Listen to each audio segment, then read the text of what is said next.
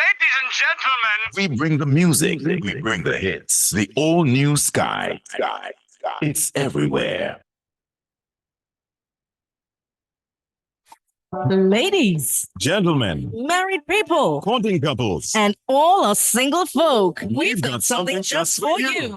Marriage Mentors. Sky 99.5 FM Reloaded is the place to be every second and fourth Thursday from 9 p.m. to 11 p.m. with yours truly, Mr. and Mrs. Mahon. Join the conversation as we dive deep into the taboo topics around love, marriage, and relationships. Topics like sex and intimacy, How to live and cleave, money, trust issues, infidelity, singles in the church, and more. more. So join us every second and fourth Thursday from 9 p.m. to 11 p.m. right here on Sky 99.5 FM Reloaded.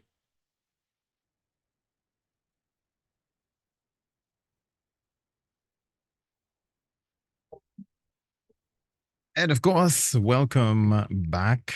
And I say welcome back.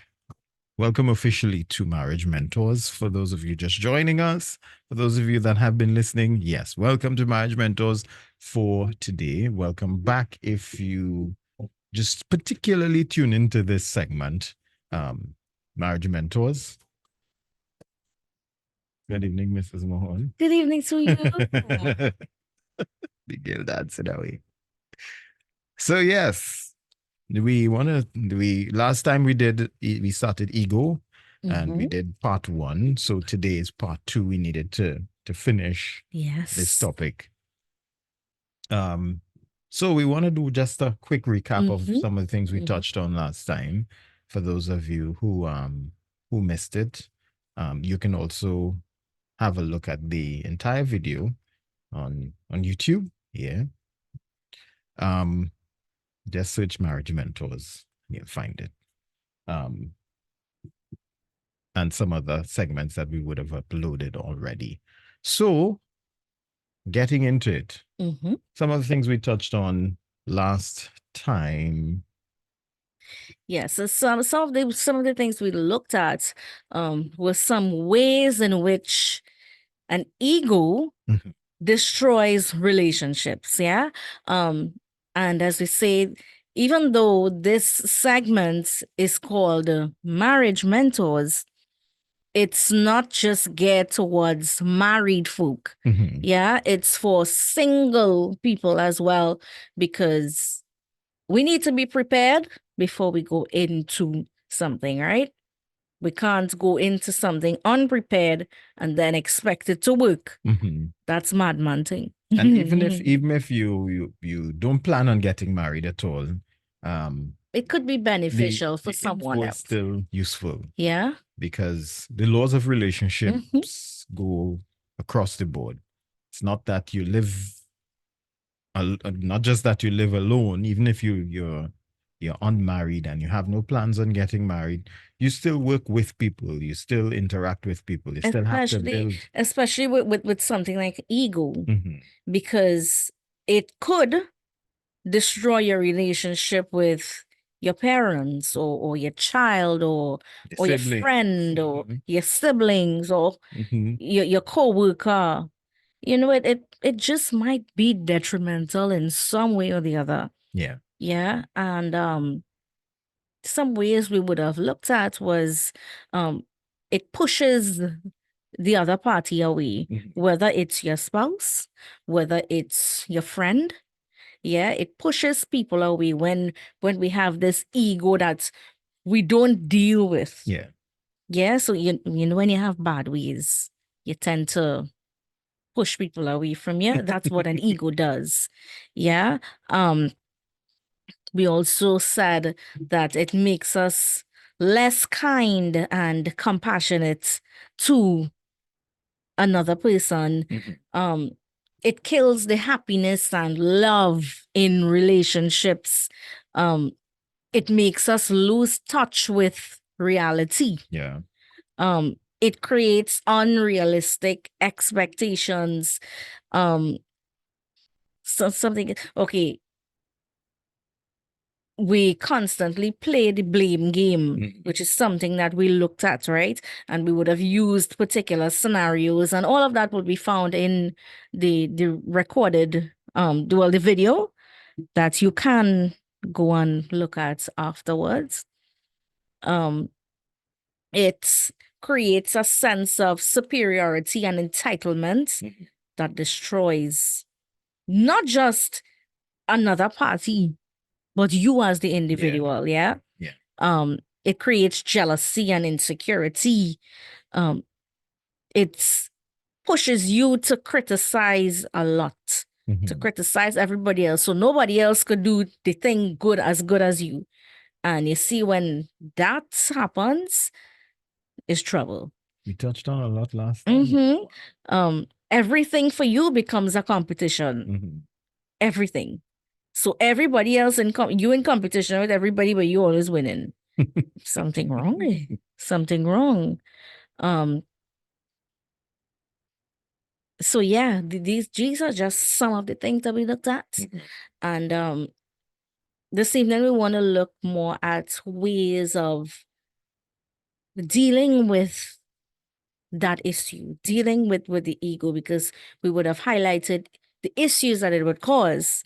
But we didn't get to go into ways that could help, because and this is not just for those of you listening, it's even for us bringing the information to you, because it could encourage us now to search ourselves and see, okay, is this so and so? Is this so and so? You do some self-searching, because if it is, we are not impacted by what we share, then it makes no sense, because all of us supposed to be building together, right?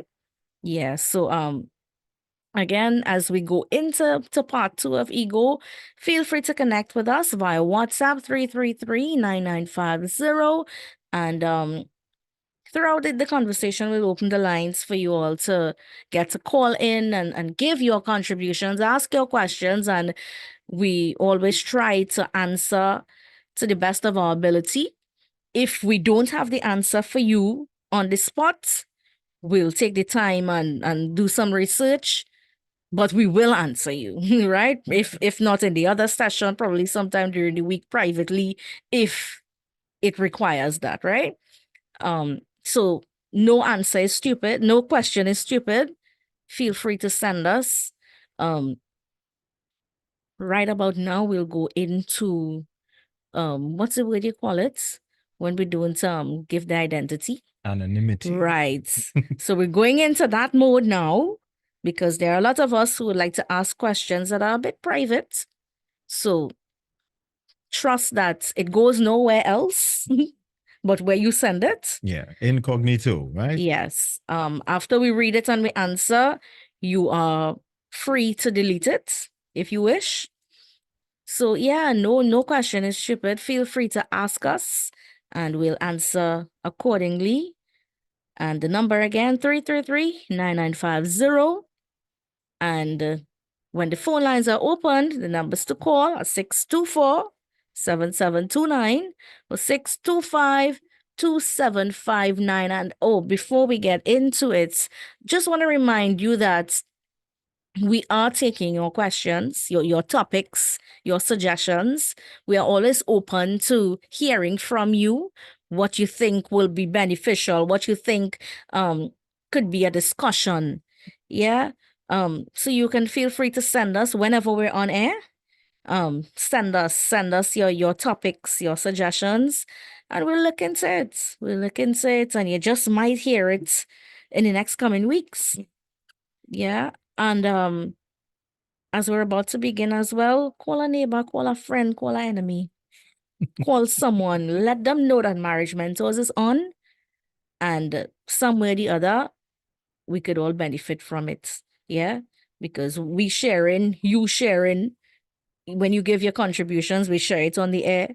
So we all benefit in some way or the other. So encourage people to listen and let's grow together.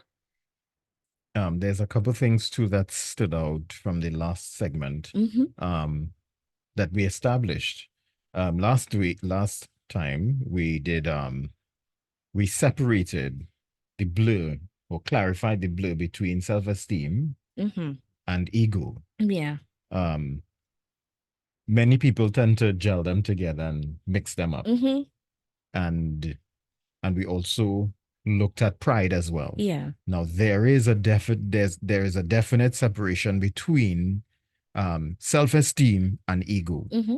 Self-esteem is that measure of personal regard or respect you have for yourself. Yeah. It's clearly attached to your self-worth. Mm-hmm. And ego, it's the inflation or the overinflation, because you have to esteem yourself or respect yourself. There has to be some measure of actuality or realistic way that you give yourself that measure of respect. Yeah. But when you start to go to the point of the cross the border into a toxic region, that's where ego comes in. So we established last time that there's no good side to Yeah. ego. Someone would have asked a question that it was taught that wives should honor their husband's ego and stuff like that. It was actually a teaching that was shared. Also by a very prominent pastor, that the ego is a healthy thing that should be supported and stuff like that. But ego, there's no good structure to one's ego. There is self-esteem, and So as you're on that, let's say for example, right? Let's say, okay, I have a business. Or yeah, I have a business. But yes, I want the best, but I'm not doing what it takes to get the best of it, right? But deep down inside, I want to be in competition with everybody, right? So again, that's one of the things that we highlighted as traits of that goes with an ego. But let's say, okay, I start now to think of ways that I could develop the business and be more creative to get it to where I think it should be, to be able to get up to the standard of other businesses. Would you say that when I start doing that, that is ego? Or would you say it's just me wanting the best for the thing that I have? The thing that you have, As in the business, just me wanting the best for the business, or is it the business, an ego thing? The business isn't really you. It's an idea that you brought to life. It's not, you're not overinflating yourself. You actually have to work at the business and make it productive. So only when I want to be in be the best and be in competition with everybody else, that's when an ego steps in? Or would you say no, it may not be ego, it might just be, because what I'm thinking, which is the reason why it is we got into differentiating self-esteem and ego, was and it's what I would have heard growing up. You know, if it is someone has an ego, it could help them. Let's say, for example, for me, if it is I have an ego, it just might help me to do things differently with the business. For the same example that I'm using, it just might help in some way to make me look at it differently, do things differently, do things to the best of my ability, put my best foot forward. But would you, this is why I was asking, would you really say that an ego is all bad, or there are some good sides to an ego? There is no good side to someone's ego. So what would you class that as, though? In terms of building your business? Building your business is just that. If it is, I think, all right, well, Remember we looked at too, if your toxic traits, the moment you shift into toxic traits, and we looked at the speedometer, Mhm. you can be building your business if you look at it from that point of view, giving your business a competitive edge in Mhm. terms of market, because you're looking at, when it comes to business, you're looking at market share, profitability, those kinds of things. Yeah. Me personally, don't see ego fitting into that. There are Mhm. practical things that makes your business successful. Mhm. Ego, on the other hand, is an emotional thing Mhm. that falls within the space of how you think and how you perceive other people, Mhm. right? It's the part of oneself that makes you think or overinflate. Remember, we also looked at ego and related it to a balloon. Yeah. You put your sense of importance way Mhm. bigger than others, Mhm. and you kind of rub that in their face. How do you do that with a business? By telling someone, hey, my business is bigger and better than yours. Then that's your personal ego. Mhm. In practicality, there is just some things, some businesses are bigger. Yeah. But if you take the operations of a business and make it something personal, then that in itself shows up Mhm. the person or the individual's ego. Mhm. But the business entity in itself has no capacity to do that. So only people Yeah. do that. Mhm. A business will never go and rub another business. Well, it's people do those things. I've never seen a company's name do another company's name that. Mhm. We'll never find that. It's people who do those things. And when it comes to ego, it's an emotional thing. Mhm. So therefore, from a business point of view, to make a business successful, there are practical things that you would have to do to make the business successful. Yeah. But when it comes to ego, an ego is an emotional thing. Mhm. And in order for that to display its characteristics, a human has to do that. Yeah. Even if they use a company, or as we looked at last time, they play the victim. So Mhm. whether it be a play on a strong point Mhm. or a play on a weak point, Mhm. it's still ego, Mhm. right? But it's all emotional. Yeah. It's all a psychological thing from that point of view. Whether one might be berating someone else to make themselves look good. All of that is a display of egotistical traits. Mhm. So therefore, if we look at it from those point of views, a company might not be able to do that Mhm. because it's an entity, Yeah. a physical entity that does not breathe and have emotions. Mhm. This is what it's an institution. But when it comes to people rub their successes in other people's faces. Mhm. People rub their well-doing in the faces of other persons who might not be doing so well. Mm. You'd never see a company has no capacity to do that. Right? Mm. It's people who do those things.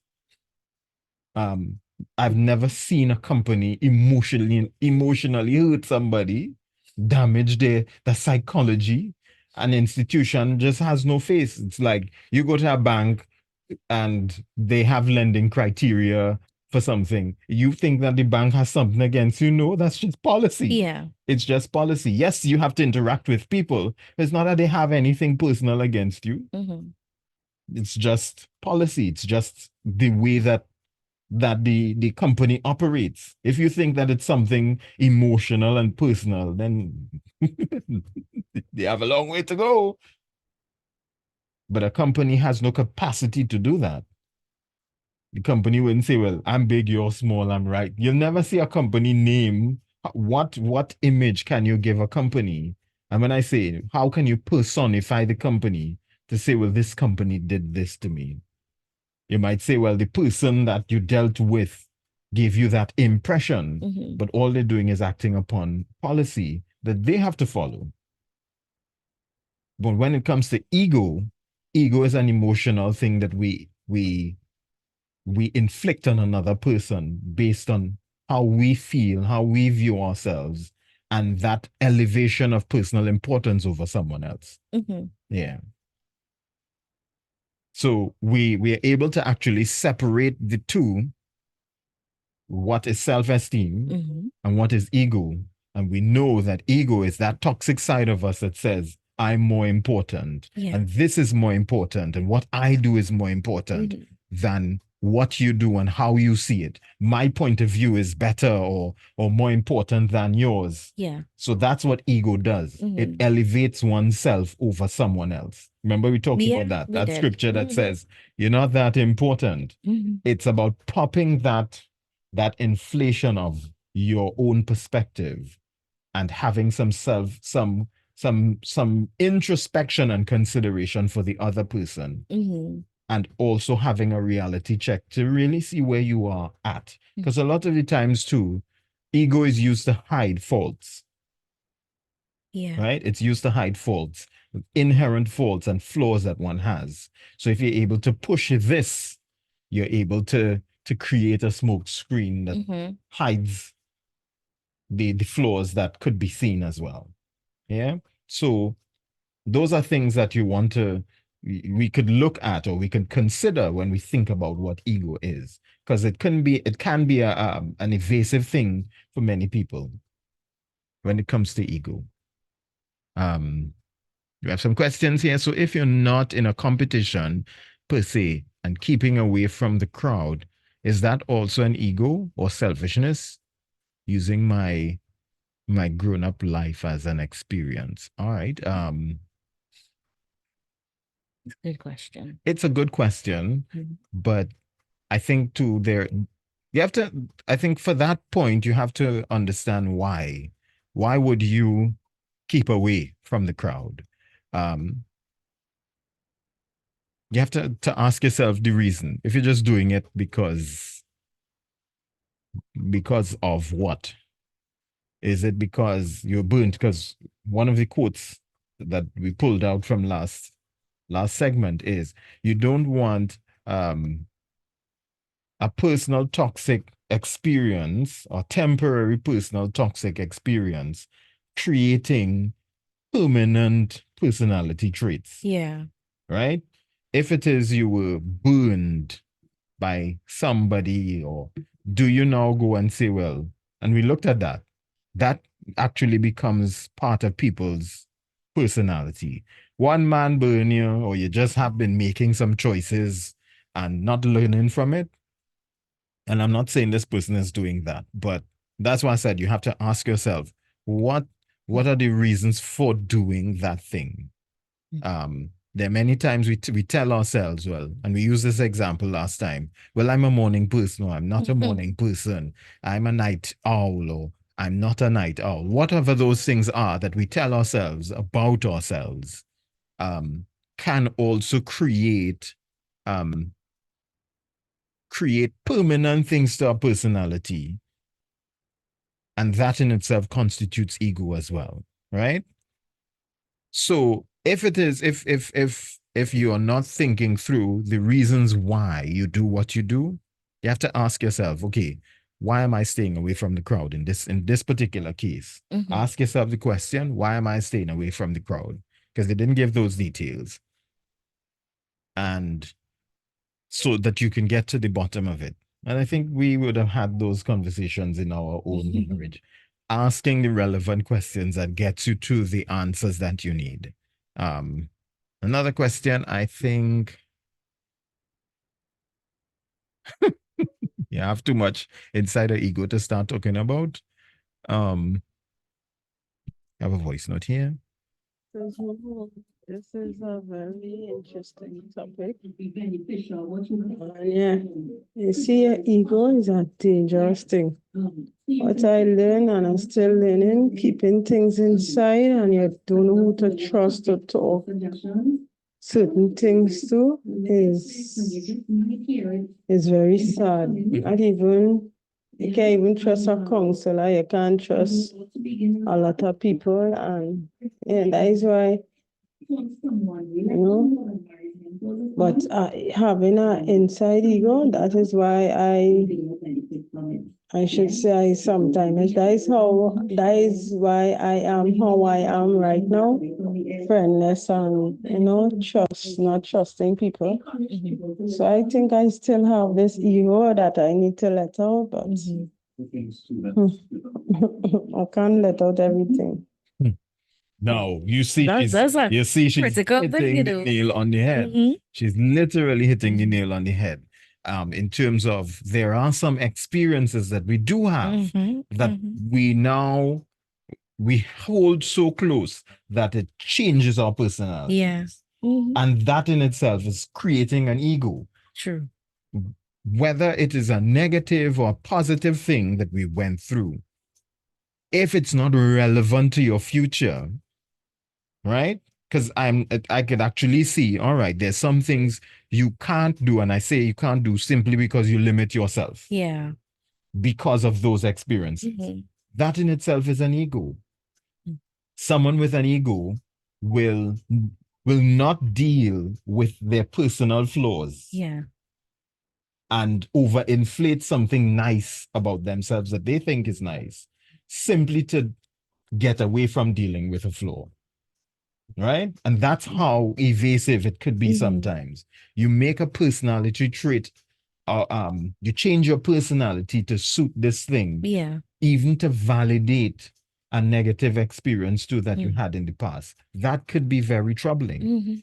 And you have to be able to ask yourself those questions, the hard questions, even inside of evaluating yourself. I know it's a difficult thing for some people to do, but it's something that if you do it, you're able to pinpoint, okay, I'm doing this because of this. And you can actually decipher and say, no, this has to stop. Because it's like doing this. In one moment, I decide, well, I so love you that much. I want to have to tattoo your name across my face. Oh my God. Right? I'm just giving this example. I love my wife this much that I want to tattoo her name across my face. Apart from all the biblical reasons that we should not. Just thinking about it. One moment of saying, I so love this woman so much. I want to tattoo her name across my face, right? And from there, I started decorate my face with all these tattoos and do all these piercings.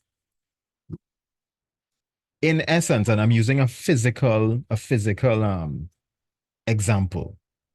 This is what we do emotionally. I'm writing something that's not so easily removed. I literally now begin to narrow my options for the future. Can I work in a corporate environment? No.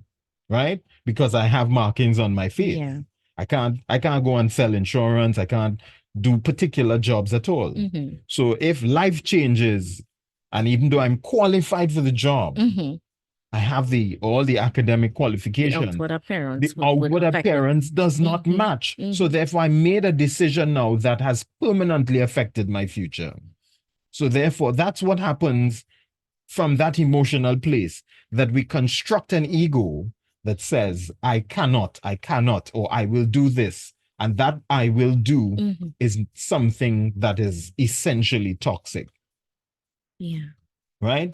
Making a permanent decision off of something temporary. Yeah. This thing is serious. This thing is serious. After 8 years in a relationship with 3 children, the husband chooses to smoke cocaine and refuses to go for help. What do you think I should do as the husband's mother?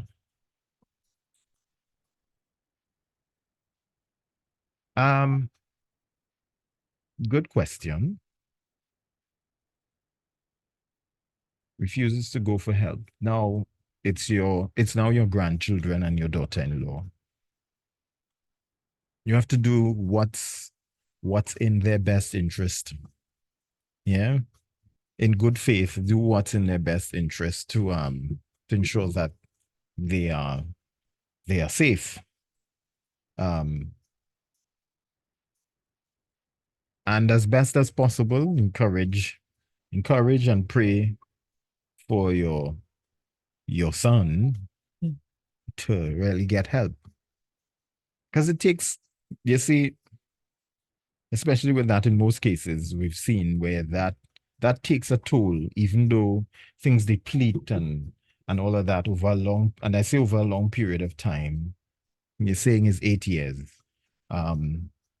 where the harm and the hurt takes place. Mm. And you're talking about a marriage is being damaged and undermined. You're talking about parent to child relationship is damaged, mother to son, and all of those things are being affected.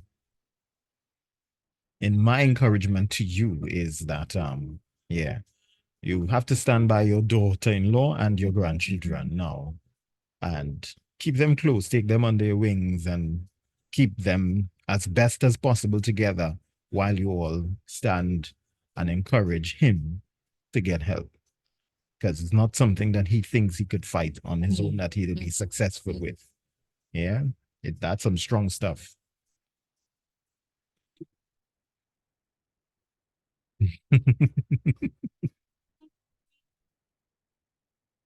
All right. I have a voice note here. Well, two.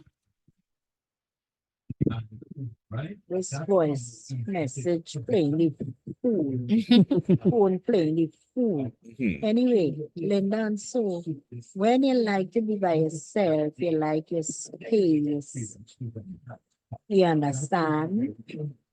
You don't like to be around a set of people and all them kind of thing. You just like to be by yourself. That is an ego. Let me see thing that is called ego.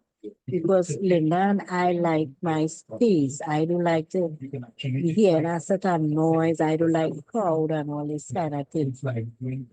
You understand? So I don't know what I'm saying. So all of that is ego, is an ego. And you have to find out what it is causing it. You know, that's another good question. I really love your questions this evening, Sky Family. I really do. You have to ask, as I said, you have to ask yourself where it's coming from. So what determines whether it's an ego or not is what's feeding it. What's feeding it? Let's say because life changes. And when I say life changes in terms of, and it's never always the same way, right? You have moments where you're around a lot of people. You have moments where you're going to have your quiet times. But if you say to yourself, I only want quiet, life is not like that. Like, it's never like that. If you say to yourself, it's never, because there is no sense of balance in it. It's an extreme. Whether it's an extreme of quiet or an extreme of noise, there is no balance there.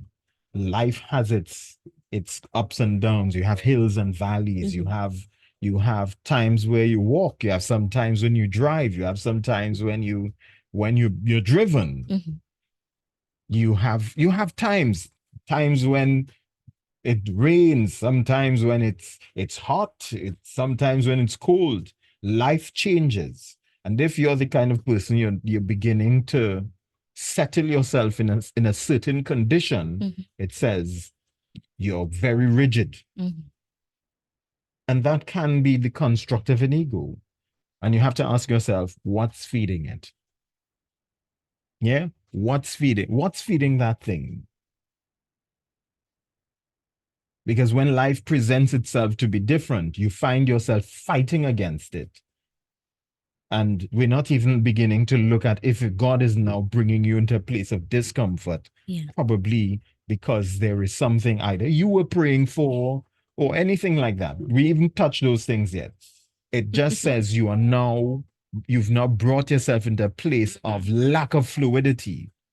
You're so rigid now because there's some situations you would not be able to function in. And what's more important, that sense of comfort or your ability to function in whatever circumstance life brings you in. Hmm. There's some experiences you will never have simply because you've brought yourself to a point where I never want to be this way. So it's like you build this A wall. Mhm. So that's why I'm saying, ask yourself, what's feeding it? Mhm. It's not because we've had those discussions before. Mhm. Because I'm very different from my wife in terms of He is. personality traits, right? But it's not that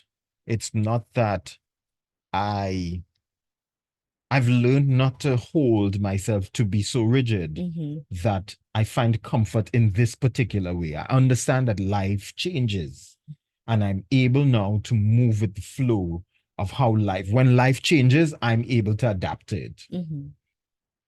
Someone who is if you're building that way, it's harder for you to adapt. Mhm. And that's essentially what Yeah. I'm saying. Be adaptable. Mhm. As life changes, adapt with it. Yeah. One thing that is constant is change. Change. Mhm. And you want to be able to do that. Life is filled with changes. That's true. You That's you true. never want a new season to come and you're trying to operate in your old way. You'll be irrelevant. Hmm. That's like you're married now and you still want to be a single man. That will frustrate your spouse. That will frustrate your spouse. You'll still be doing stuff. You want to go out online with the boys all the time or the girls all the time, and you're not spending time with building your marriage. When things start to happen, you look at everybody and every other thing and not what you've contributed to it. So we see how ego can actually destroy your own life in some way. You're doing a corporate job and you're still acting as though you're let's say you used to work in a warehouse, you're a factory worker before, and you're now doing a corporate job. Life has changed. You want to dress how you used to dress when you was doing the factory work, but in a corporate setting. No, you have to start wearing shirt and tie and thing now. Mhm. Dress differently, or else you will get a letter concerning dress code. Mhm. And before you know it, if you get one letter, two letter, the third letter will be a dismissal, most likely. And the refusal to change or adapt to life says that there are some things we're not adjusting with. We're not Yeah. becoming fluid. And a lot of the times, ego has contributed to that. Mm. Yeah. Yeah. We have some messages. Interesting. It's getting, and that's why I'm saying, ask the questions. I'm not saying, well, if you like quiet and there's something wrong with that to know, or if you like noise, there's something wrong with that to know. Understand that life changes. Mhm. And what you want to do is to be able to adapt. Yeah. Be able to adapt. I don't particularly like noise, but if I'm in an environment with children, Mhm. it doesn't seem so, right? Mhm. But my fluidity, I'm not even gonna open my mouth. I don't, I love being quiet. I love it. I love it. Up to this evening, I love to drive and not have anything playing in the car. Nothing at all. Just to hear the road noise is fine for me. Because they must hear some noise. But not to play any music or anything like that. I'm fine with doing that. But at the end of it, yes, life changes. Are you able to adapt and flow with it? That and accept the changes and move with it and be in the moment. I remember in teaching, I've had when I say older students older than me, senior citizens, Mhm. and all the way into kindergarten. Well, when I say kindergarten, preschool, that was my youngest class. Yeah. And That was actually the last class I taught. And they were more noisy and rowdy, and you had to have a different kind of patience with them than you would have with a seniors class Yeah. or teenagers. Preschoolers are a different bunch, a different bunch. And my methods, even for presenting the information to them, Has had to to be be different. different. So the ability to adapt to that is something you have to do. If it is, I say, well, me, this is my style of teaching. I accustomed teaching this way, and it worked with the senior citizens. I'm going to carry it for the teenagers, and and that's exactly what we do sometimes. If we find ourselves in a different environment, are we able to adjust? So when children are around, I run and I romp and I play and stuff like that. But when adults, I'm sitting with adults, I know how to sit down. I could sit down and have a mature conversation. And that's the fluidity. When it's time to be quiet, I could be quiet. When it's time to be noisy, I could be noisy. But I'm not going to say to myself, hey, you'd never find me. And I'm not going to do that. Yeah. I am able to adapt to every single environment that life brings. So when it's time for fun, Lyndon could be fun. And that's what we're really getting at. The ability to be fluid. One of the things we mentioned, the point evade me. I'll get back to it. Somebody saying, all right, we have a long voice note here. Let me get that voice note. Mr. and Mrs. Mahon, listen to this, right? You know, just today, right? You know, all right, just let us try to forget your past and whatever it is, right? And try to think on the positive side. But dealing with human being, just today, somebody remind me of my ego. Just the reaction and how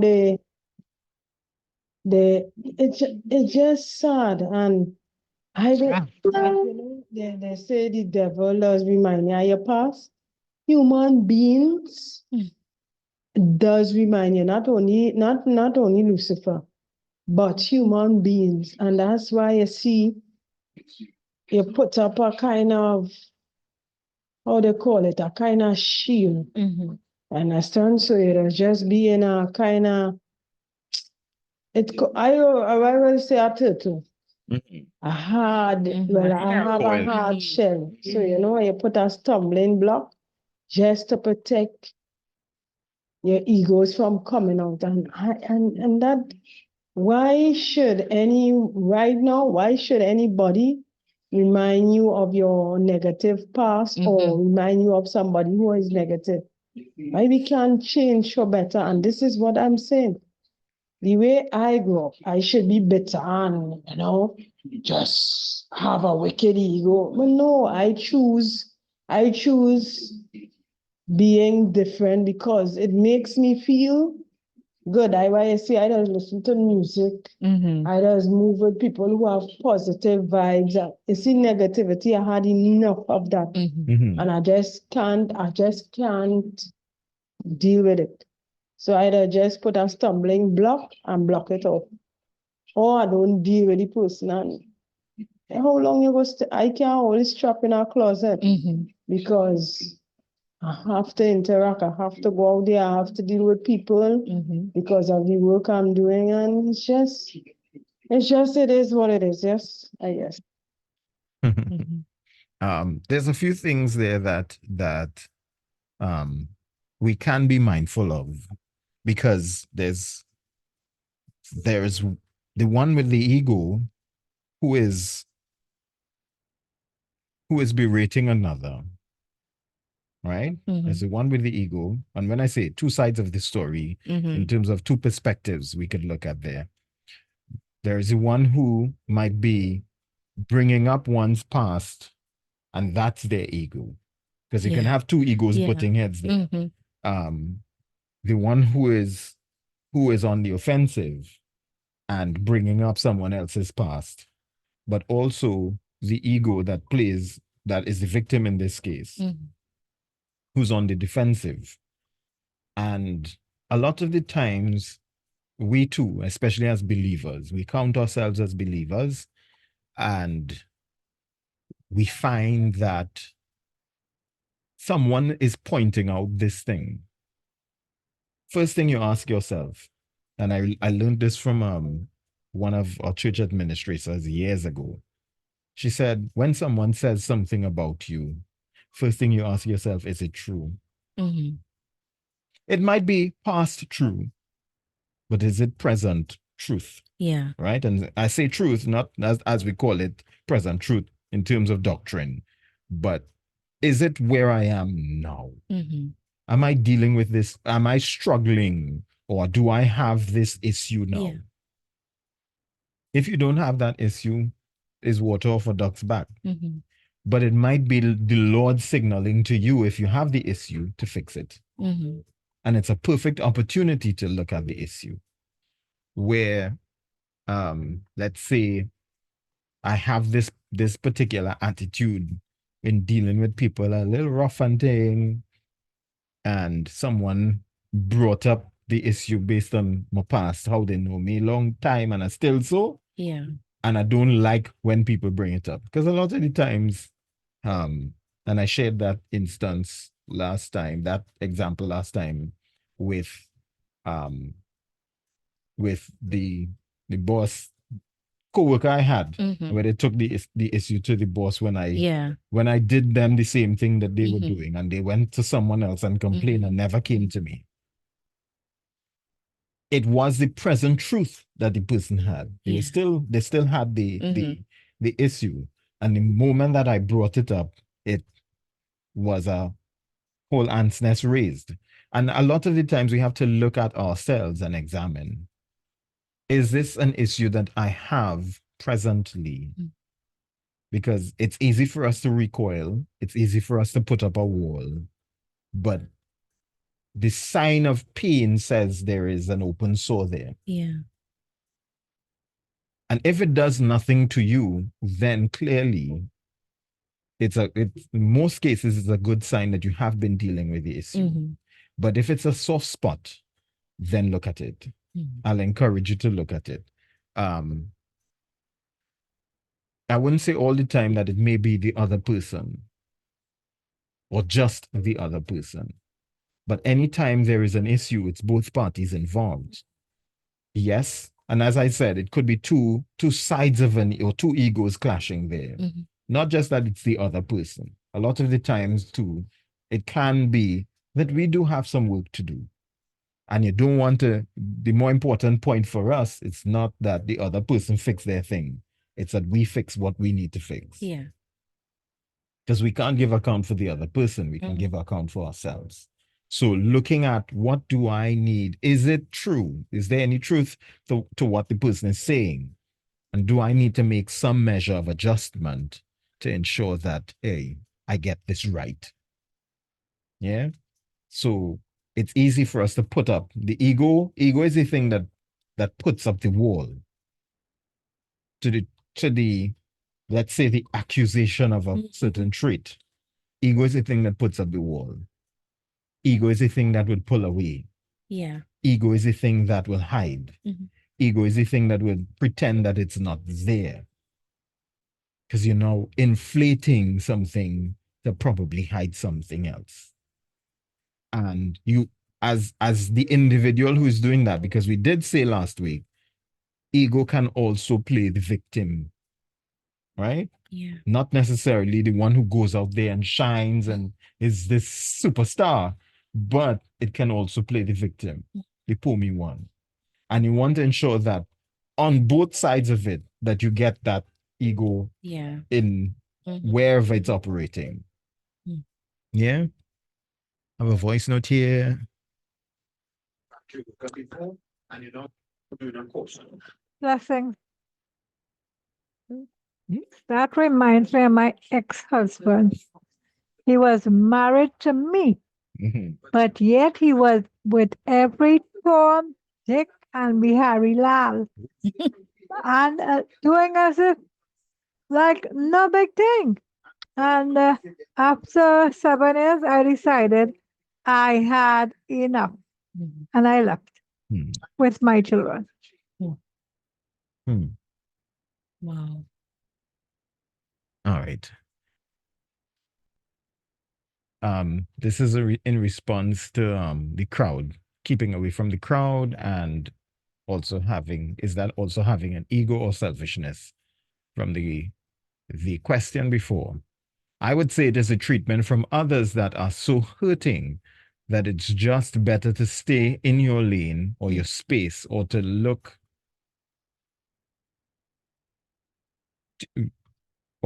elsewhere. Tuesday, my mother and I fell out, and it's like she's telling me about something that happened years ago. Mhm. But what she's telling me is that the person to whom she's bashing or basing this thing on didn't know the person yet until after a few years. But kill her dead, she's saying I'm lying and don't want to take blame for my life. But what I was trying to explain is that I know how it feels coming from hard labor and someone is nagging me. It triggers me Mhm. to do wrong things, and she does that, and family by extension, she does it, and family by extension also.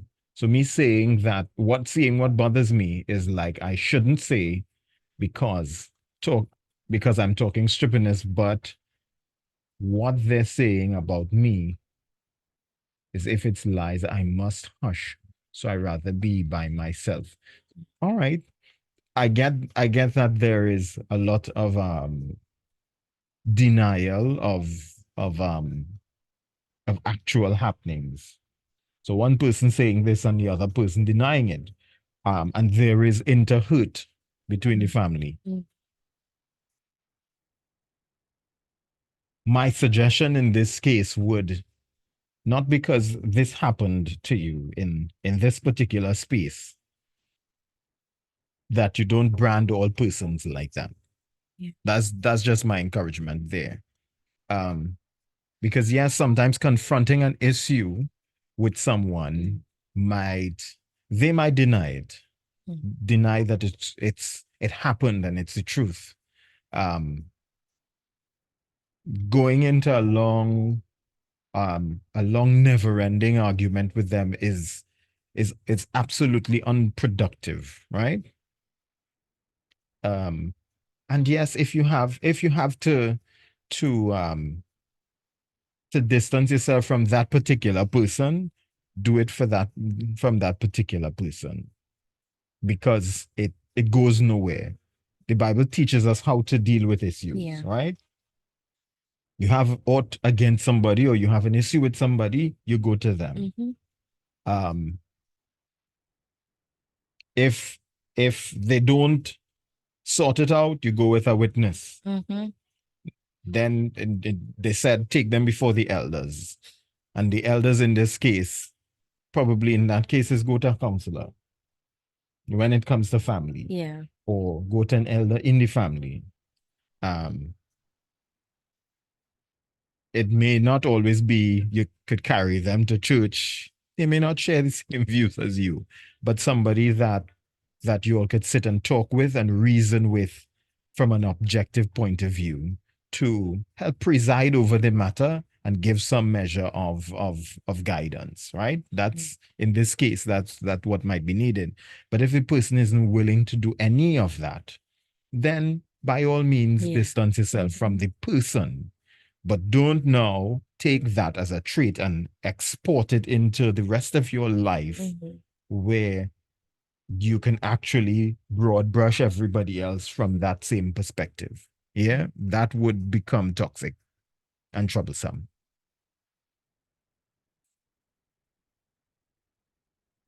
You have a voice note. Yeah, a voice note here. Hi, Lennon. Well, I know what it is. This caused me not to have to be hearing noise. You understand? One of the reasons the doctors tell me was say when you hypertension, it is can't deal with noise, and that is so true. That is so true. The next reason I have an ear problem. You see that is causing not to have to be able to handle noise, and it is stress want to stay indoors. So I realize that I just start hear noise. I just want to stay by myself. You understand?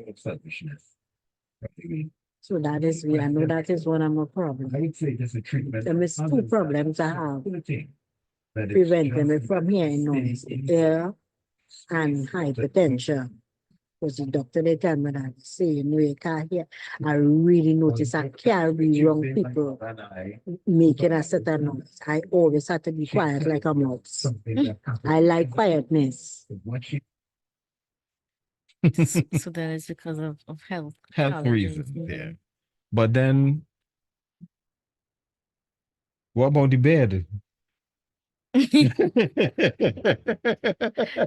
What about the bed?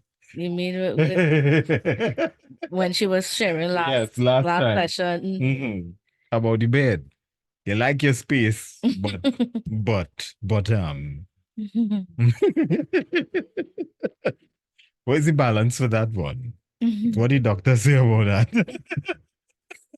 He's just about 2.5 minutes to the top of the hour of 10 o'clock. We're already just about halfway through Marriage Mentors for this evening. We're looking at ego Mhm. part 2. Yeah, and we're really enjoying your contributions. Continue to send in your contributions via WhatsApp 333-9950, 333-9950. Ask your questions.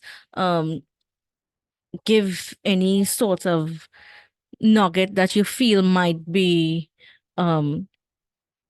beneficial. Yeah. If it is you have a question and you don't have access to WhatsApp, you can call us 624-7729 or 625-2759. Try your utmost best to keep it brief so that we could get into all the questions and all your contributions this evening. We haven't even touched on material. I'm not even Simply because sure. of the I'm interaction. not even sure if it's necessary because we're kind of touching on points inside of the material, so it's all good. Yeah, I'm just looking at the time. I know the time is just going by so fast, but time flies when you're having fun, right? That's right. So yeah, continue to send us your contributions via WhatsApp 333-9950. And you can call us 624-7729, 625-2759. This is Marriage Mentors with Mr. and Mrs. Mahon, and we're discussing ego part 2. Mhm. Megs, good evening. Glad to have you with us. We have another voice note here. But I never really discussed that part of the doctrine, right? Just like my space on my bed. I ask myself the next that is terrible. I do anyways. I just like my space on my bed. And just like when I turn left and right, I have space to turn left and right. I want to be bouncing up with nobody. Well, I never talked to a doctor about that. So I don't know. I don't know if the hypertension is one of the reasons for Don't that. give me pressure for that. And I really like my space on the bed. Honestly, I don't know if it's because I don't want to say it, but I really like my space on the bed. Hey, Shanice, good evening to you. Sherry shares, Mommy Leeds, blessings to all of you for tuning in. Thank you so much. All right. I see where you're going with this point. She says in terms of with the mom and the back and forth. She says she's not the kind that will take to reasoning take kindly to with reasoning. I'm tired of being the white line, meaning it's not like I'm painting everybody with the same brush, but like it's that's all right. That's drawn to you. I can't get people who will be honest, respectful, and trustworthy.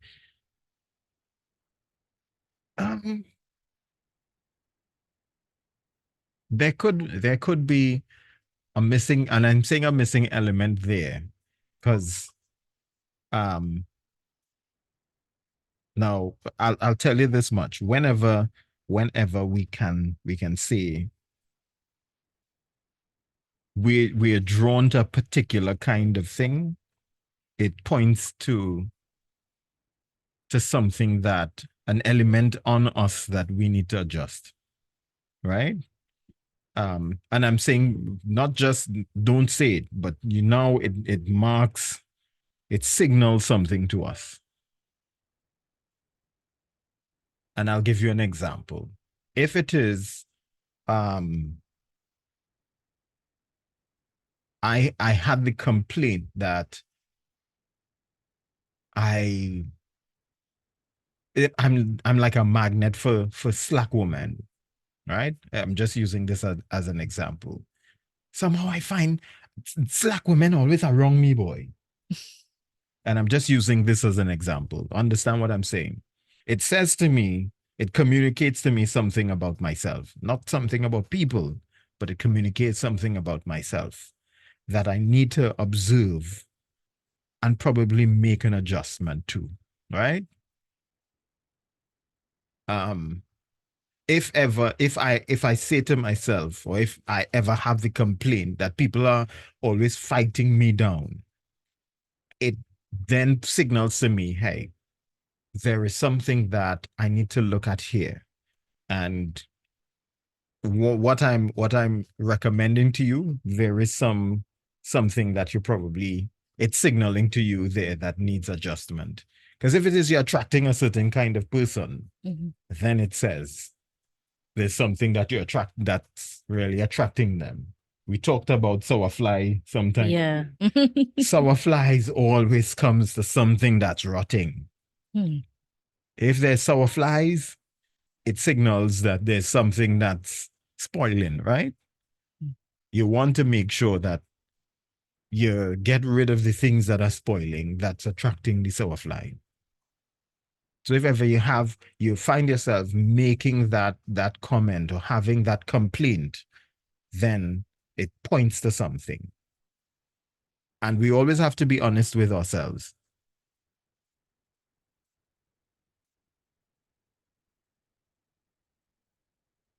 Okay. Well, that's another thing. For me, it's like I always allow people to make decisions for me and never stood up for myself until now. So now I'm being labeled as difficult. Let me ask this question. Are you from a family where the older women make decisions for everybody? Let me ask this question. Oh, so then I hit the nail on the head. So then you and I, we speak the same language. That's a hard road to travel, but all you have to do is keep standing correctly inside of it. What is wrong is wrong. What is right is right. When something is right, even when they say it, stand by it. When something is wrong, label it as wrong. That's how we have to deal with that. The nail on the head. I see where I understand the situation clearly, quite clearly. Hi, Lyndon and Anudana. Good evening to you. Good evening. Lyndon, this is a good topic that you're talking about tonight. However, I am God's wife, and the last time I spoke to you. All right. See where that's going.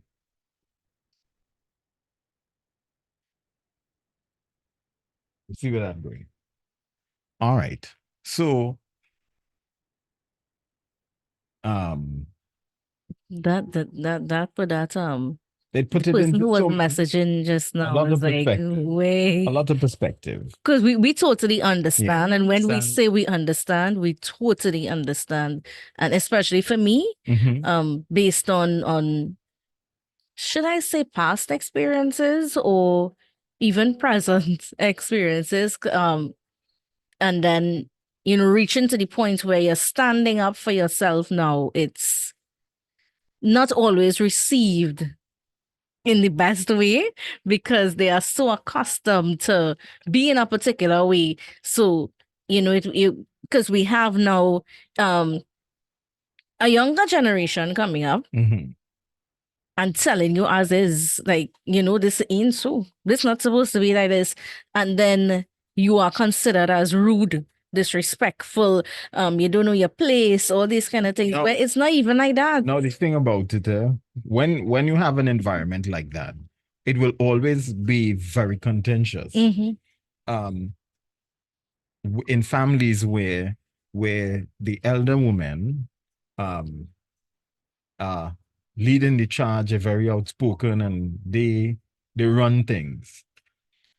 Don't you think that the woman underneath you will also have those same traits? Mm. And it'll be two-man rat living in the same home? Don't you think I don't think that is the case? I don't think they see it like that because you remember you're so consumed with the thought that I am at the age where I know it all, and whatever you know coming up, So when will it's not the younger same as me. ones, at what point did you know it all? And at what point will the younger ones become of age to know it all? Well, boy, you had to ask them that. And this is what I'm saying. The two-man rat situation in the same hole Mhm. is inevitable. Yeah.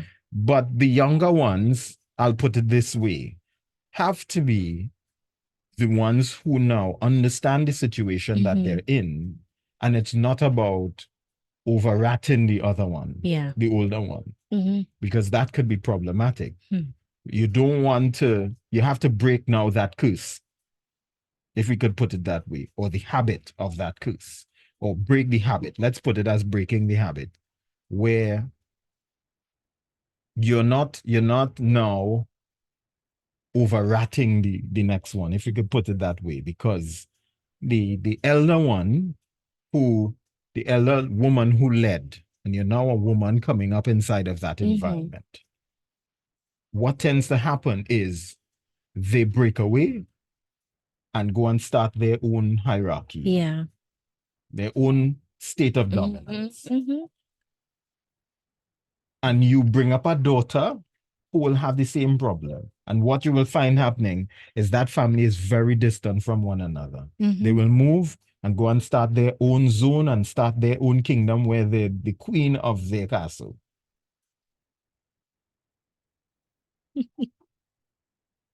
And you'll have generations of that happening. Mhm. Years and years of decades of that happening over and over again. But But the sad thing is you're gonna hear who started it in the first place. You're gonna hear them say, Gil, pray for a good husband. But when you get that good good husband, husband not going to take that. that good husband going and turn bad because of you. That good husband not going to take it. He's not going to take it. Mm-mm. She says, well, I'm putting myself in front of a firing squad, especially if I'm right and I'm trying to explain things. And I understand. I do understand. You would be. Telling my children the wrong things also, we don't have a good relationship. Yeah. So those are things that will happen.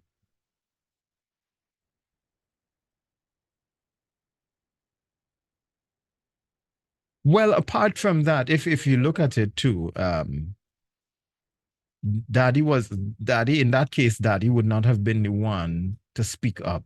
Daddy was more silent and mommy was the one leading. So in many cases, even though you're close to him, she was the top dog. If we could put it that way, yeah. She was the top dog.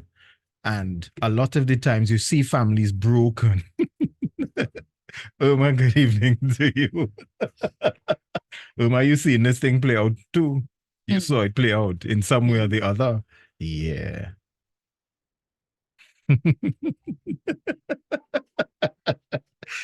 Denise from Curab, good evening. She said, I feel cut I passed there just now.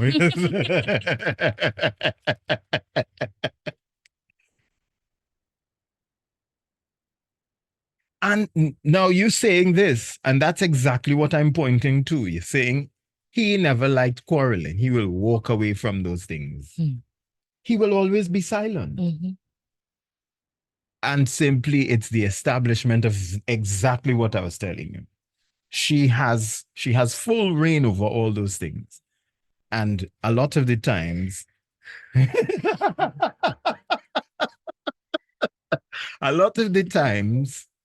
if the man is not one to stand up,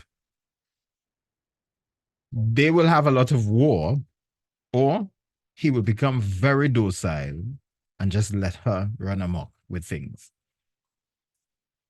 And sadly, that actually is the state of many homes today. Many homes today. But we see how dangerous ego is and the role that it plays in many homes in different ways, forms, and fashions. We can see it.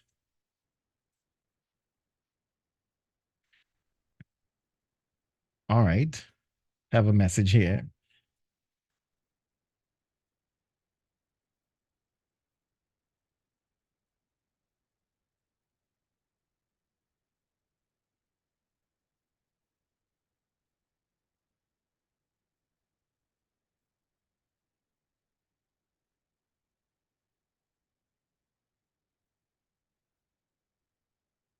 All right. Let me we'll talk with you. We'll talk with you afterward, right? That's a private situation. All right. So we'll talk about that a little bit more.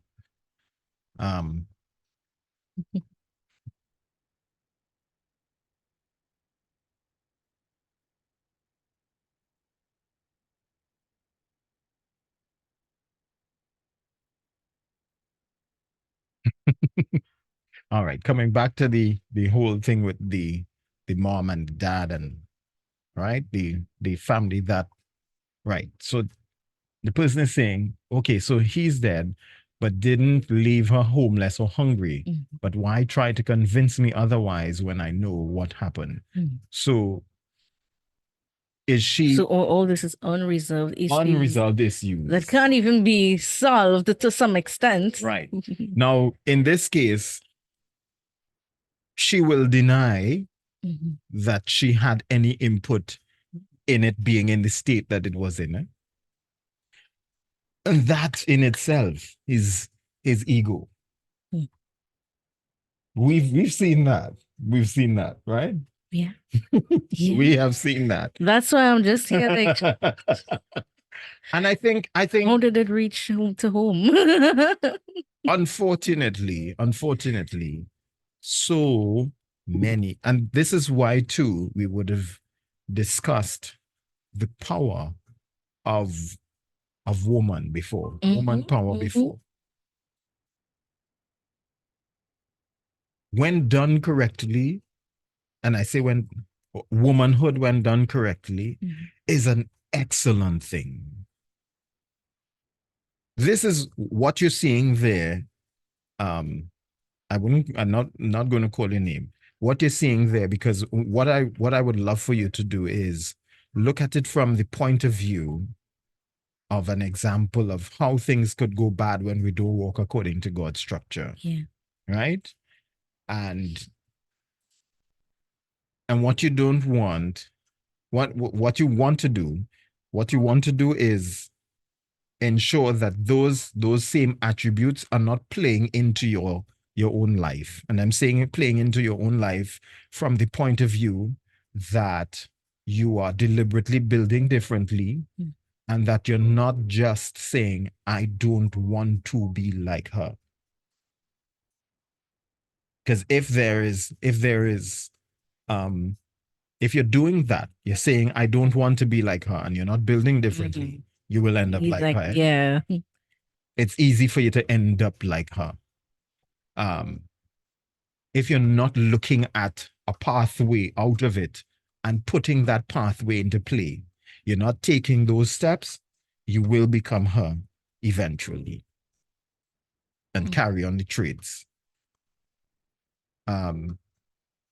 Your Are any of your children daughters? I think you mentioned a son before.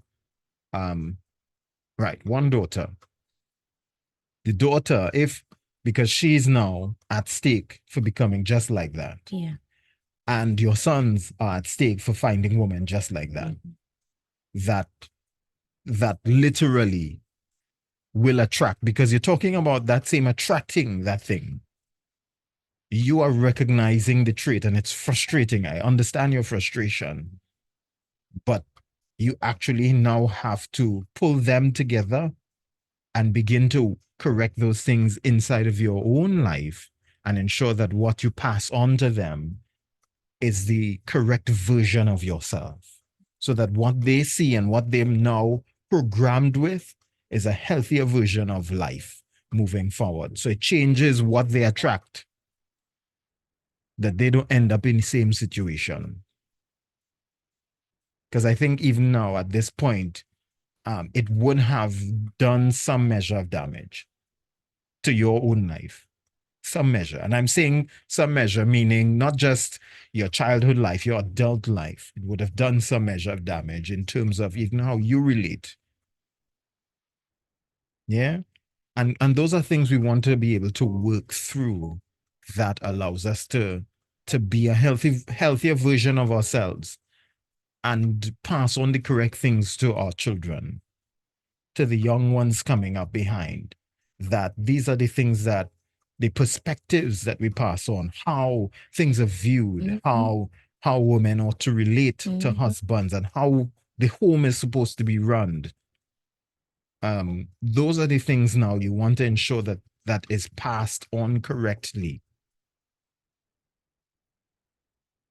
Because in this case, even where there are single mothers,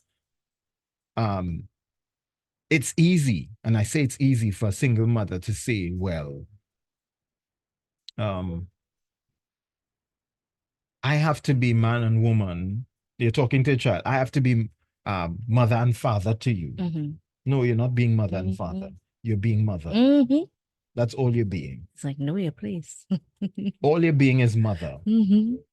Because there's no way that you can teach what a father can. Yeah. Absolutely no way. You can try your best, but you will never be able to achieve it. You know why? Because you're not. You're not a man. Even if we try to be so 2024 and go and change your gender, some people are going to turn up before God and get surprising. You're going to change your gender, you'd still be able, you still won't be able to produce that thing.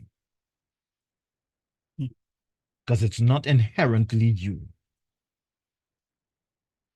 So no matter how much you try to conjure that thing, and this is why it's important for passing along that as best as you could, what is correct. It's easy for us to pass on things that isn't correct. Somehow it's easier to pass on those things that, well, I grew up this way, and these are the things that I got hurt by. Are we able now to pass on? The true test is, are we able to pass on the lessons that we learn? How we got here when we're talking about ego? Yes, ego has a lot to do with this. A lot to do with it. Because these are the things we construct as our personality. These are the things that we construct as our personalities. So as a woman, as a man, you're hearing this tonight, have you constructed particular things as your personality that you now present to the world as you? And it's built on a platform of negative, toxic interactions that you may have had in the past, that you now present to your family as, this is me. That's a good thing to ask ourselves. Have we been doing that? And are we now, from that place, that personality trait, perpetuating disabilities in our children that they cannot have successful marriages, because that's what we're doing, eh? Yeah. That's what we do. If we're passing on these things to our children, person says, well, it reached a point where I can't speak to them no matter what I say or do. This is to the children. It's not right in their eyes based on what they were told, yeah. So now those things are being said to your children, and how they view you now is changing. You're in between a rock and a hard place. And this is where I think now you would have to pull back and demolish those, because what it has essentially done too is you've now switched into a mode of defense where you've tried to defend yourself so much, and it has become part of your personality, which essentially is your ego. Last time we said ego never has to defend itself. So now you have to pull back and work on self-esteem, the measure of respect that you now have for yourself, and work on that side of you that says, okay, this is the kind of woman that I want to be, and build from that place. Sometimes you just have to let things go. And in this case, allow your children to see the quality of woman that you are and that you don't have to defend.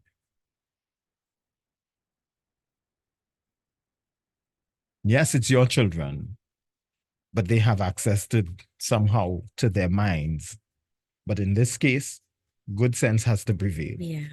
Good sense has to prevail.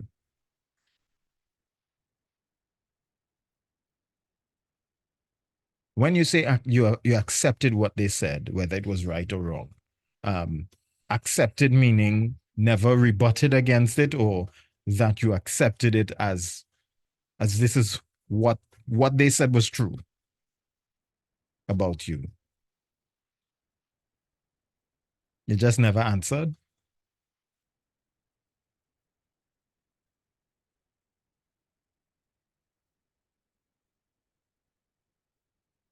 Mm. Yeah. Mhm. What I'm asking too inside of that is what's your inner conversation that happens when something like that happens? Because at one point, if we can we say this in terms of sharing part of your personal experience? Yeah. All right. At one point, I would have said to my wife, you need to speak up for yourself. Right?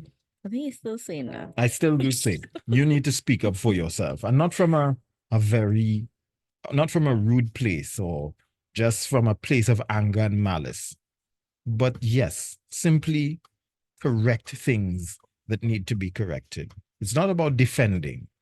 When something is wrong, it's wrong. And that's why I said before, what is wrong, it's wrong. What is right is right. And you applaud that which is right, and you confront that which is wrong. Whether you confront it in speech or you confront it in no response, but know which one to apply when. Mm. Yeah. Sometimes you don't want anybody to treat you like a doormat. Yeah. Because if you do that at home, you go anywhere and people treat you like a Mhm. doormat. Mhm. Yeah. So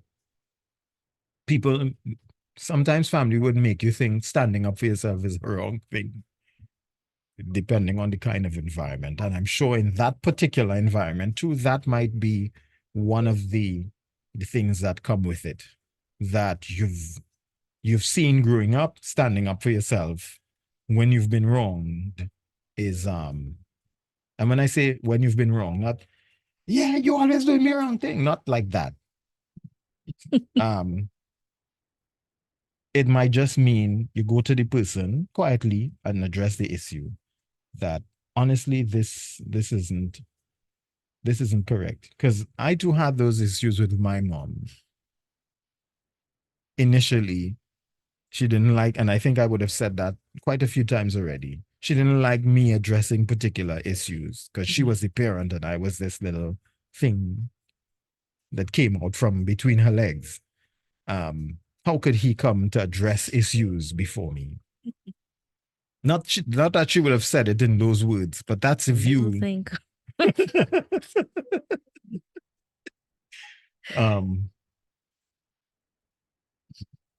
But I always tell people, it doesn't matter whether you're the prime minister or whoever. If one of the things that I dislike most of all is people, adults or big people or people who are in positions of authority that abuse the authority. I hate to see that. Apart from dishonesty is that.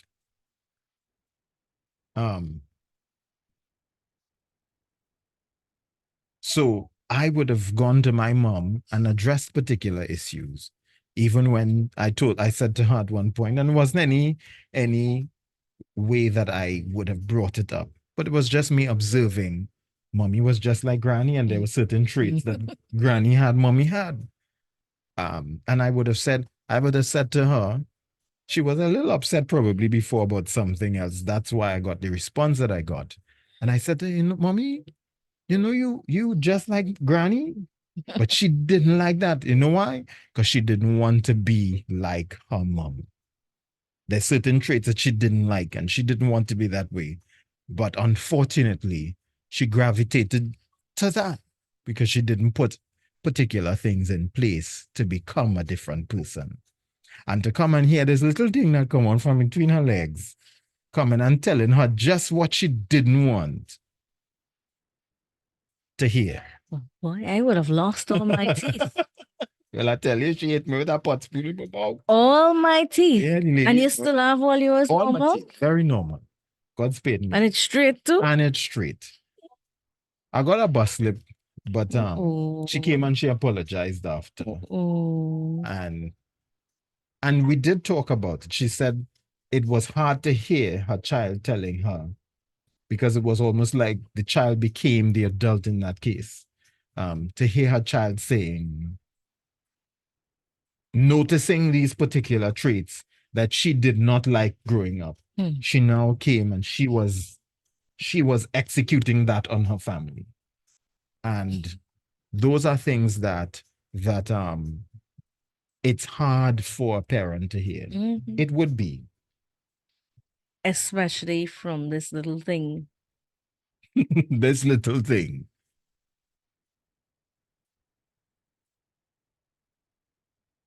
All right, we have some messages, but somehow I find, well, WhatsApp kind of freezing a little bit. All right, it's moving a little bit. Yes. All right. Denise was agreeing there. I said, I would have been wearing them too. I know, right? But me, I knew that it would have got mommy upset. But what was more important for me was addressing the issue. I wasn't driven by okay, the pain I probably would have suffered. Yeah. I knew it would have gotten to her. But at the end of it, I knew what was more important. And eventually, I became mommy's good friend. Right. I did. Well, you saw the kind of relationship my mother and I had. Even in the midst of her having dementia and stuff before she passed. We had a very good relationship, but it wasn't always like that. Telling my mother was a shoot first, ask questions later. She had the hottest mouth. That lady had a mouth on her. But Linda, you have a week. Like I can't get sleepy tonight.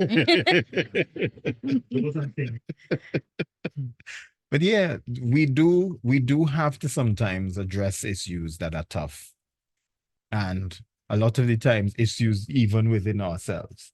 We have to confront our ego, whether we like it or not. You want to move ahead in this life successfully, address the ego. It's now time for our marriage devotion, now 10:30. So we want to get straight into that. Mrs. Mahon, take it away. Yes. So love is the one business in which it pays to be an absolute spendthrift. Give it away, splash it over, empty your pockets, shake the baskets, and tomorrow you'll have more than ever. Love is often called the queen of the fruit of the Spirit, the supreme manifestation of the Christian character. Galatians 5:22 and 23 reminds us of that. Love is the key. Joy is love singing. Peace is love resting. Long suffering is love enduring. Kindness is love's touch. Goodness is love's character. Faithfulness is love's habit. Gentleness is love's self-forgetfulness. And self-control is love holding the reins. Marriage is usually founded upon love. Sustaining that love is an ongoing daily privilege. Begin and end each day with words of love and acts of kindness for each other. Don't be like the man who responded to his wife when she complained that he never told her he loved her. I told you I loved you on our wedding day. And if I ever change my mind, I'd let you know. That was his response. Rather, share your expressions of love generously and frequently. And Luke 6:38 reminds us, give, and it will be given to you. A good measure, pressed down, shaken together, and running over, will be poured into your lap. For with the measure you use, it will be measured to you. I'll say that again. Luke 6:38. Give, and it will be given to you. A good measure, pressed down, shaken together, and running over, will be poured into your lap. For with the measure you use, it will be measured to you. Remember, love is the one business in which it pays to be an absolute spendthrift. Give it away, splash it over, empty your pockets, shake the basket, and tomorrow you'll have more than ever. That was your marriage devotion for this evening inside Marriage Mentors with Mr. and Mrs. Mahon. Beautiful. I love that. So don't be like the man. That man. That man. I told you I loved you on the wedding day. And I If changed my anything mind. changes, I'll let you I'll know. let you know. Fill you in. You're wrong. You're supposed to be saying I love you all the time. Every day. Do you hear that every day from me? If I don't hear it every day, I'll remind you of it. So I have to hear it every day, nevertheless. I'll tell you. You didn't tell me on my day. Well, you do tell me when if you ain't here. You today. see? So there's never a day that passes where I don't hear it because I ensure that I hear it if I don't hear it. But Which I is don't- not very often. Yeah, don't hear that very often. You ain't tell me you love me for the day. I don't hear that very often. But, which is good. That's a good sign. So, and now when we hear a lot of the times when we hear these things, we always pour them into the context of marriage. Take the information and bring it to where you are. You're single, you have friends. There's nothing wrong with telling your friends, you know, I really love you and I appreciate you for being a friend. You could do that with your friends. Know the friends that you have, eh? Please. If you have some slimy people who don't have proper boundaries and stuff like that, you know, you can't tell them that, then that shouldn't be a friend in the first place. But yeah, you have your children. Remember to tell, it's very important. Parents, ensure that you tell your children that you love them. think about if you never heard it and what it means to you, and ensure that you do it, not because you grew up so. Yeah. Not because you grew up so and you ain't hear it often. No, don't do it like that. Ensure that you tell them. So pull the I think information. that's something that I am still adjusting to, Mhm. and that's another reason why it is I would encourage others. If it is you have the opportunity to say it Mhm. to make the difference, because it's not nice growing up and not hearing it. You would see actions, yes, but there's still a difference when you see the actions and you hear it as well. Mhm. And like, you know what, it's something I learned with Lyndon, because his family is like that. You know, they would say love you. Um and I would have heard that more from on that side of the family when it comes to me, on that side of the family, and outsiders, more than I would have heard it At home. Mhm. at home. And I would not say that they don't love me. They do. But it's just their way of expressing it is they would do stuff. Mhm. They would do stuff. But for me, there was always this thing missing, and I was never the kind to muster up the boldness to say, I love you, I love you. You know, I was never that kind. And I think marriage had changed Mhm. me.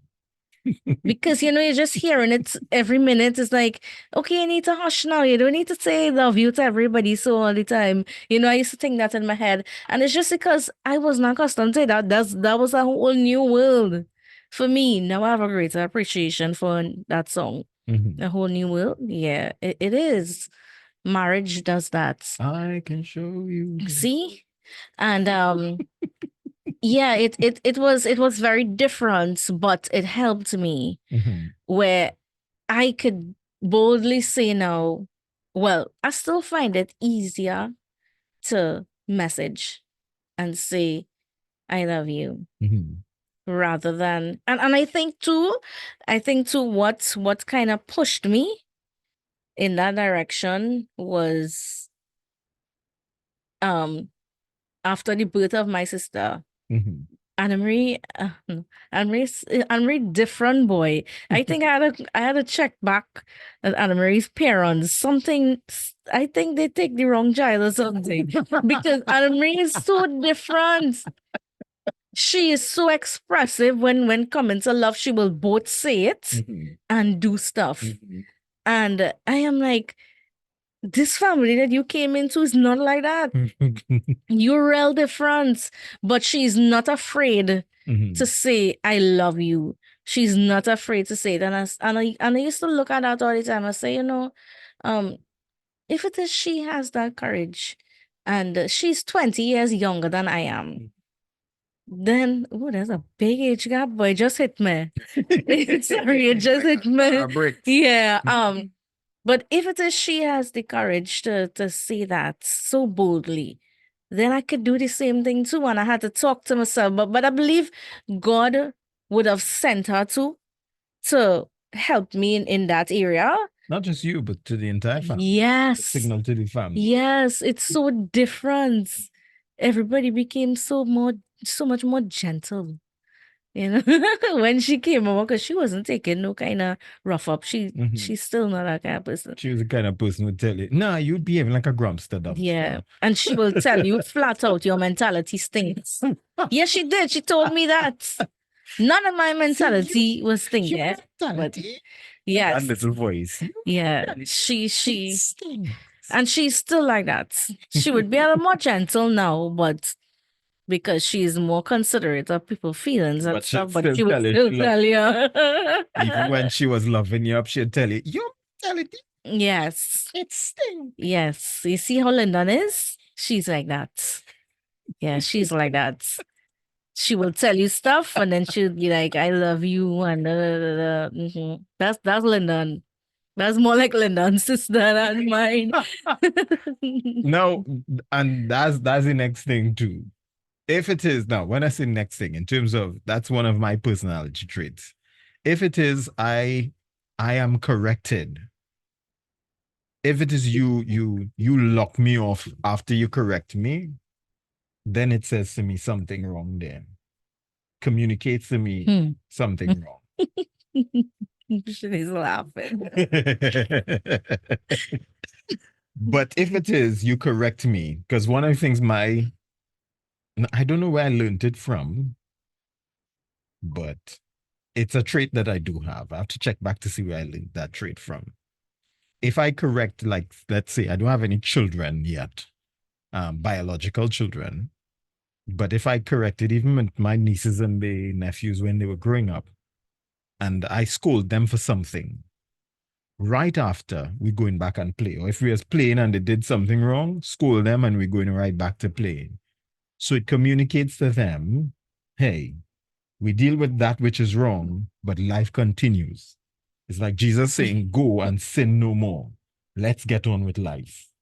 Like I remember when you was telling me something last week or week before, something I think you was just having a conversation with mommy, and you say, yeah, we just love you and come over the phone. I was like, what? I say, what? Say what? What did he just say? He said, yeah, she said love you. I said, what? Because I mean, I don't hear that. I don't hear, and he'll say, but say it, baby. And you must say it. But so sometimes you just think to yourself, she'll make me do. So she should say it first, kind of way. And if it is you're just sitting there waiting. One of the scriptures that always stuck with me was a little one shall lead out of the mouths of babes and sucklings. Another scripture I used to encourage myself with when I was younger: never despise the days of small beginnings. Even though, yes, don't let anyone despise or discount the days of your youth. Even though you're young, God can start some big things in you. When I say young, you could be the younger one, but that does not mean God will not bring a revolution and a change, starting with you even to your older generations. You cannot discount the fact that God can do that. And if we're only willing to allow God to operate in us so much, he can do it. He can and he will do it. But we have to be willing. And that's why I would tell you, you don't wait for them to say it. You say, I love you. End the conversation with that. They don't want to be that loving in terms of with words and attitudes and mouth. Even a thing like hugging. When you're hugging, they will just be so welcoming. And it's like, well, they don't do that with me. Or they'll just push me. No, grab them and hug them up like aunties long ago. They're waiting for you to say anything. Just grab them and hug them up. Child, you need some love in your life. So I need to show some love more in order to receive. Yeah. But Shanice, you need to show me love too. What a time. You need to tell me you love me more. That's okay, honey. It's all right. That's what you tell me. Yo, good evening. She says, hi, Lyndon and Dana. Late locking on, but I am in your company.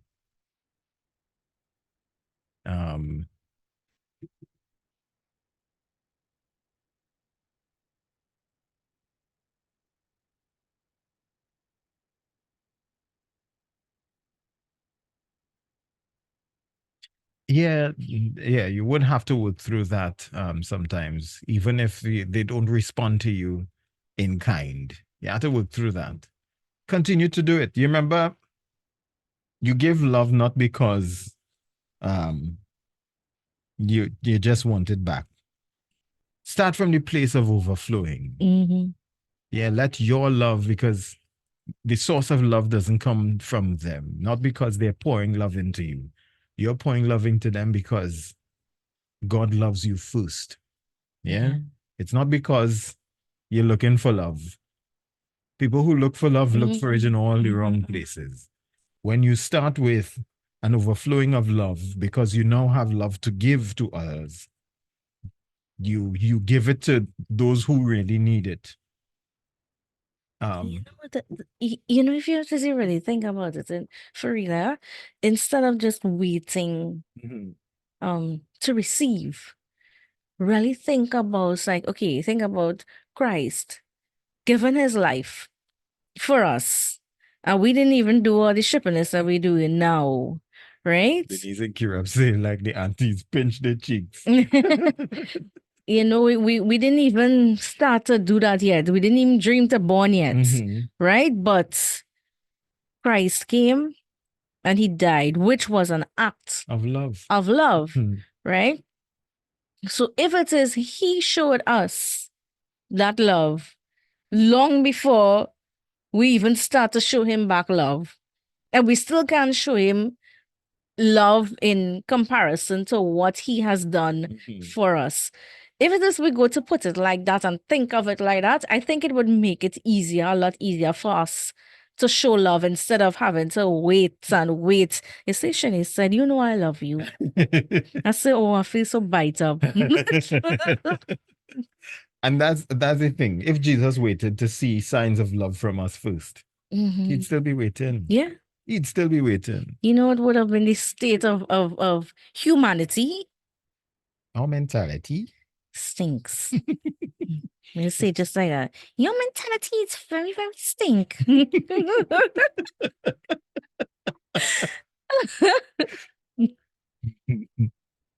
She says, I never grew up saying I love you.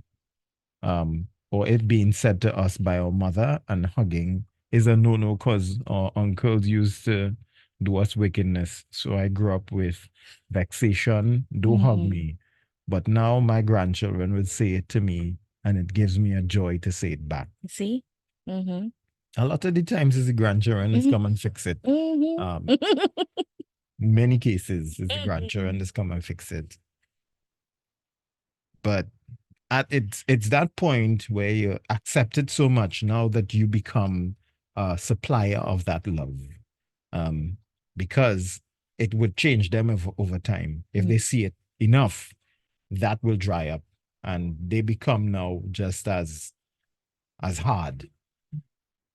Yeah, you become a generator to keep that love flowing so that they see something different. Yeah. Love is needed. That's what the world, Dionne Warwick said it. What the world needs now is love. It's the only thing that there's just too little of. That's true. That is true. You read it? And all of us would end up in hell. Start with telling your pets you love them and get comfortable saying it, and then expand to the people in your life, which is a very... I need to tell Teddy I love him more. Yeah. Yeah. Do that. Practice saying it so that it becomes easier, so that you hear yourself saying it. Like today, I was watching over the Ego Part 1, right? I was watching over the video for Ego Part 1. And my wife is like, I don't know, you could sit down and watch yourself. He said, what happened, baby? You feel it's my ego? It's not that, baby. I'm just trying to listen to see, okay, what we could work on and to pick up where we left off so we could flow better for the next session. Self-introspection. It allows, because listening to the material again, we always say it helps us as well. Listening to it again with ears, because sometimes we say stuff and it may even fly over our own heads. True, it's a real thing. Ask your pastor, he would tell you that too. While preaching, there's some things that may come out in terms of ministry that if he doesn't go back and listen to, it could be a point that he misses. Like for me, one of the things that I started doing, and just recently, as in last session, what I would have normally take notes during each session, but then when I take the notes, I don't get the time to over them. go over anything. So what I'm doing now is I'll have no other choice but to listen to the recording over again and then pull out nuggets from that to create do up all the status and stuff to post and things like that. Cause I was like, okay, I need to find a way so that I could go back to this. And then even with name that drama and this or that, those segments, just like you said, look at a scripture or something that jumps out and go back and read it. This is how we learn. And I start up to this morning, I was reading about Eutychus. Mhm. Yeah, and I was like, hey, look in the truth. And it's not a set I didn't know, you know. It's not a set I didn't know, but it was We like a know about it. refresher. There's a lot to be Yeah. said, but we never took the time to really go and read into it. And that's something we must do. It didn't stand out to you for nothing. It didn't ring a bell and that didn't just have a glow in your mind or heart just for having a glow or in your mind and heart for nothing. That's something that God might just be highlighting and he's saying, all right, go have a look at this. Go have a look at this. Yeah. All right. We have a message saying, I didn't grow up saying I love you, but when I got my grandchildren, I decided to change that. Now it's easy. Excellent stuff. Linda, and I love you too, no matter what you do or say. Even if you don't say good night, okay? Love you too. Megs, all right. All right. Have a good one. Thank you so much for staying with us. Megs, you didn't tell me you love me. I love you. I love you, Megs.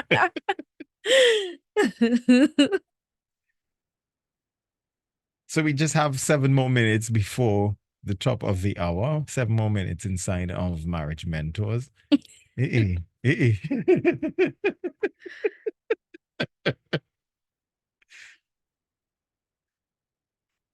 see? No, look thing. What do you start here?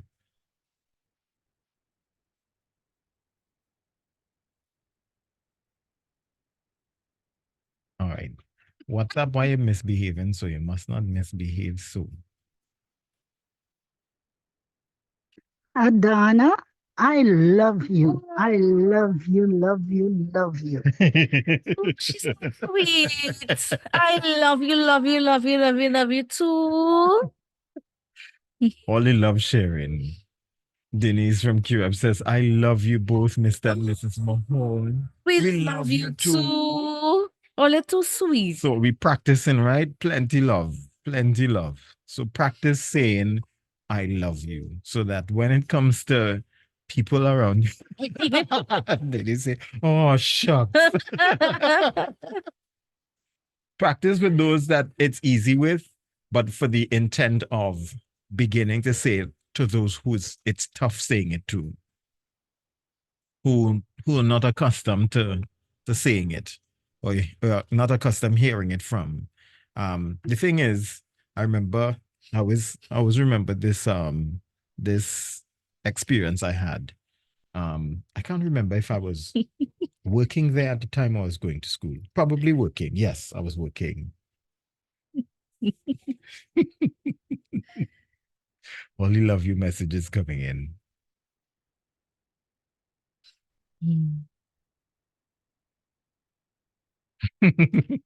Yes. Linda and Adana, I was like you all. Never grew up saying I love you, but now it's my motto. Love, love, See? love. Yeah. Night, night. Love you both. Oh, Thank we you. love you Too. Oh, Look at love. that's Look so at love. sweet. Irma say, I want to hear Adana say, I love you, Lyndon. I love you, boo boo. I love you, honey. All is love. All is love. You see? Look, everybody just loving upon one another now. You see? Look. Erica say, hey, go home now.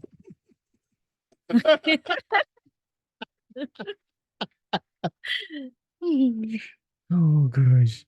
Hey, Olia, love is a wonderful thing. It is. It Um, is. this guy sang about it. What's his name? Somebody had sent another message. Michael Bolton. Daughter. Under. Terry. Oh, okay. Terry said, that's not right. Good night, brother Lyndon and the lovely Adana. Love you guys a whole bunch. We love you We too. love you too. Yes, Michael Bolton said, love is a wonderful thing. Mm-hmm. And he wasn't lying, it's true. Yeah. Yes, it moves mountains. You got to walk in love. Do everything that you have to do in love. The more we practice that, and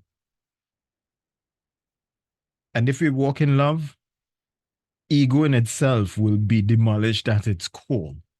Yeah, because we'll never exalt anything about ourselves over anyone else. So therefore, ego will fall. So do things out of love. Do things out of that place of heart that says, I want better for us. I want better for you.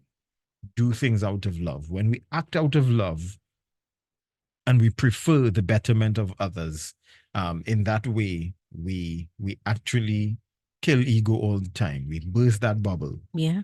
Yeah, we pop it. Sometimes the ego so big it will be more than it will be a big bow. Right? You know, sometimes when a balloon bursts, you hear a loud explosion. Yes, sometimes it's like that. Because the ego is so big. You want to ensure that it's deflated all the time and come right back down to the point where you know who you are and you're acting out of love. Love is that sense of self-respect that you have. Good self-esteem, knowing who you are, knowing why you're doing something. That's what love does. It calibrates you to understand where you are. So you want to make sure that you're walking in that place and position all the time.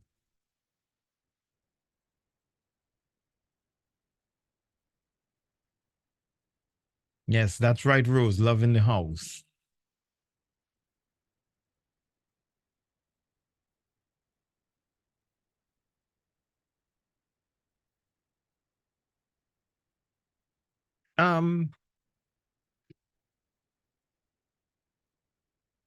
My advice in that regard, though, because she says, I love my children and my mother, and relatives, but I reach a stage where I'm not killing myself to keep proving to them. I just want to be quiet. Is that wrong? Quiet in what regard? You can be quiet in terms of not studying all the chaos and confusion and distance yourself from that. But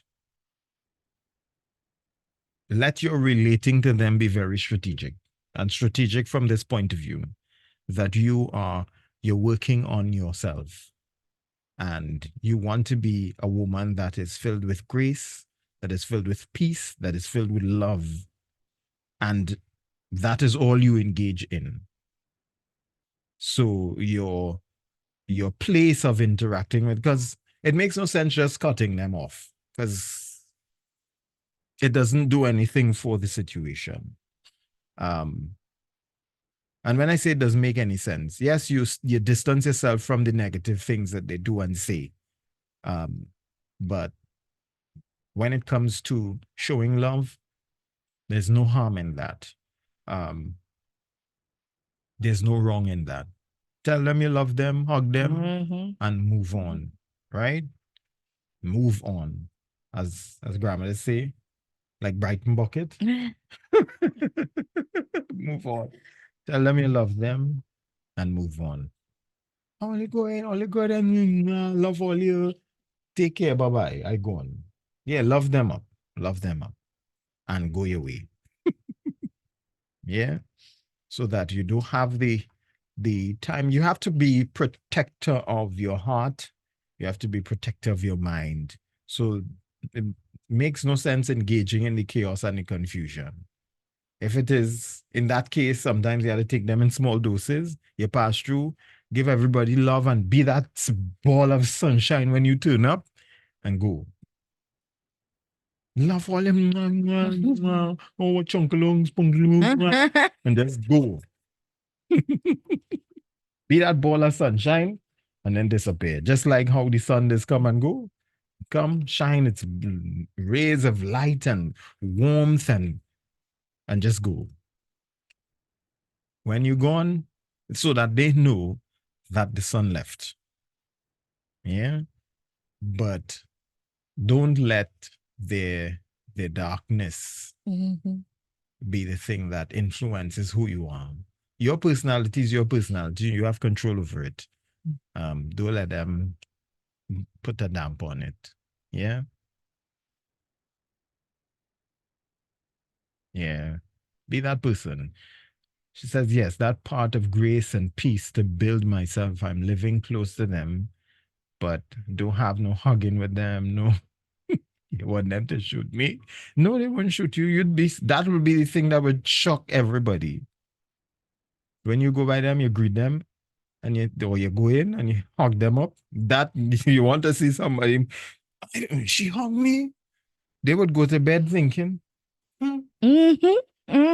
she hugged me. And she tell me she love me. You want to see people sit down and contemplate their life choices, hug them up and tell them you love them even when they're doing you wrong. Boy. The Bible says you heap coals of fire on their head. Yeah, you love them, man. Love them. Love them.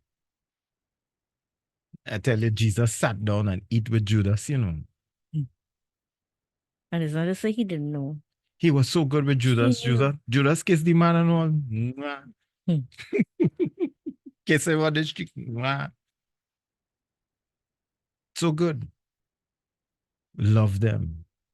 Love them. Love them. Because it makes no sense you holding any kind of negative emotion toward them. Yes, you don't like what some people do, but at the end of the day, have no hate, no malice, nothing inside of your heart for them. Because if it is you do have any traces of that, then it says that you fall in the same boat as them. It reminded me of the example I was going to give a while ago. I remember I was working in St. Augustine at one point, and when I was going to work, I used to reach for 5 a.m. And there was this lady that used to be walking on the street. The street was dark, and for obvious reasons, in the initial stages, she behaved as though I was some perpetrator, because on that street, it was known for some weird activities happening, and it was dark. And I understood why she would have acted like that in the first place. Because I said good morning, and she was like, kind of squinted at me and walked away fast, like she was running from me, like I did something wrong. And I continued saying good morning, good morning, good morning. And for weeks that went on like that. She would never respond. Never respond. The morning I forgot, because my mind was far, she said good morning with a smile. Because she got accustomed to me saying good morning, even though she never responded. When I didn't say it, she said it. And after that, it was a morning, have a great day. It moved from good morning to have a great day. And that's all it was. In passing, sometimes you have to keep loving people until they come around. You have to keep giving people grace until they come around. And you pour into them so much that they now have enough to begin to give back. Never stop loving. Never. Don't ever let any situation in this life stop you from loving.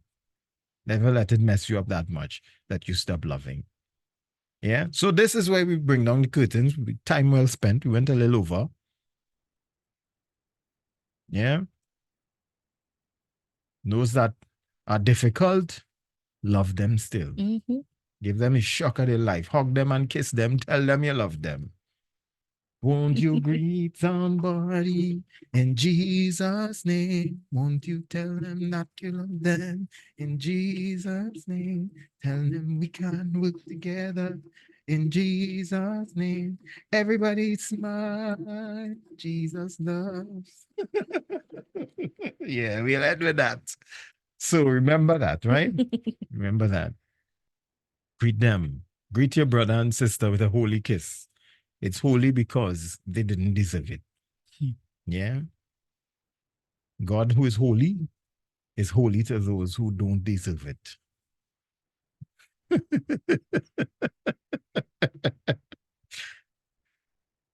Erica say, I find you could go until 12. All this cutting off. You find so? You find so? But it would, when you think about persons having to go back and watch the videos, it would be a real tough thing to have them Yeah. go back and watch a 3-hour video. Mhm. 2 is done pushing it already. Mhm. So, yes, sitting down and listening to the radio is We one might thing. even end up cutting it at some point in Yeah. terms of in half, probably an hour long. Especially for the videos. Mhm. Because yeah, everybody finds so. Go and watch some of the YouTube videos now and see what they will say. And that's the thing, we wouldn't even know if they looked at the whole thing. Or they can skip through that. But when it's live radio, yes, that's one thing. But the next thing is when we're doing it for YouTube and stuff like that, it's going to be a lot. People will say, what? 2 hours and 5 or 7 minutes? I don't have all that time now. Mhm. Yeah. Well, I know, I just do it. I don't have time for all of that. So yes, life, and you have to think about people in their situation. So I think we'll have to kind of make it relevant to everyone. Yeah. So this is where we wrap it up until the next one. Thank you all so much for your interaction. We appreciate it so much. We didn't get to go into the actual material, but we did touch on the things that were in the material, based on your questions and comments and stuff like that, which we always appreciate. We do. We do. This program wouldn't be the same without you guys. Yeah. True. So we appreciate all of the interaction. When you ask the questions that you do, we do appreciate it. So again, thank you so much. So this is how we bring down curtains on Marriage Mentors for yet another time. Our next segment would be on the second Thursday in May. And that is what date? Is that the 9th? If the calendar would only jump up. I think it's the 9th. The 9th? Yeah, I think it is the 9th. Let me see. Calendar taking a time away. Don't worry. I'll get it. Yeah, it's the 9th. 9th. Mm-hmm. The 9th of April. May. April. 9th of May. And then on the 23rd. So the 9th and the 23rd, those are the dates for Marriage Mentors in May.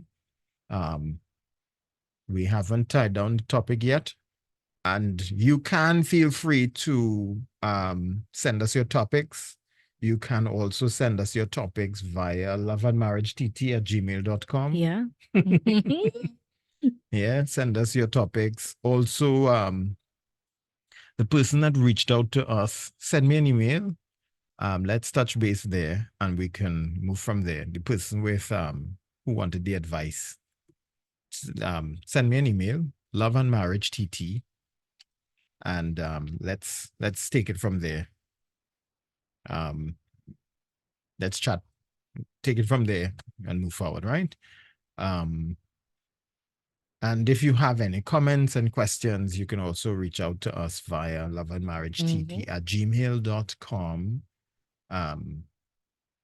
Send us topics if you want to reach out to us concerning counseling and stuff like that. You can do so via that email address as well. And also the videos are available. We try to upload as many of them as possible on YouTube. You can just look for Marriage Mentors and you'll find the videos there as well. To go back and look at it, you want to share it with a friend, a neighbor, an enemy, an ex. You want to share the info with them, feel free to do so. Just pull it up and forward the link to them as needed. Yeah. If you missed it, you were busy one night and you wanted to check out what took place, yes, you can do so on YouTube. Yeah, it's available. The videos are available on YouTube. So thank you for again, Mr. and Mrs. Mahon, saying ciao for now. Love you much.